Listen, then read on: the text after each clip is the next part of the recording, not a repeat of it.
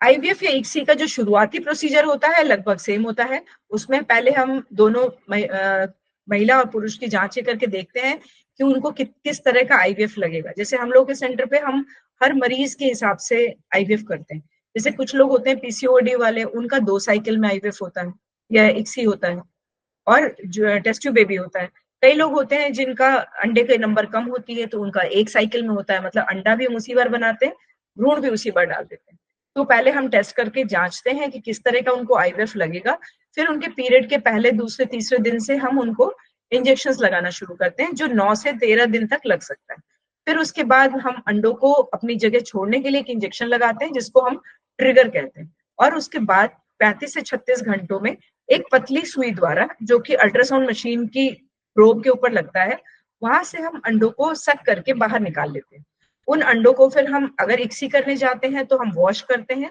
Wash करने के बाद सीमेन सैंपल लेकर वॉश करके उसमें से जो बेस्ट स्पर्म होते हैं उनको हम चुन के एक एक अंडे के अंदर एक एक स्पर्म डालकर, और फिर उनको भ्रूण बनने के लिए आर्टिफिशियल इंक्यूबेटर्स होते हैं जिनको उनमें रख देते हैं।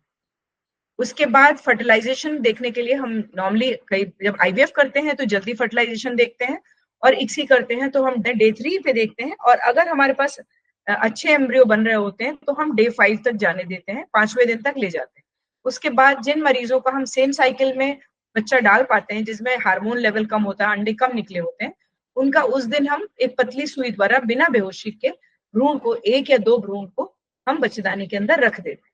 और उसके बाद पेशेंट को हम 16 से 18 दिन तक के लिए दवा देते हैं।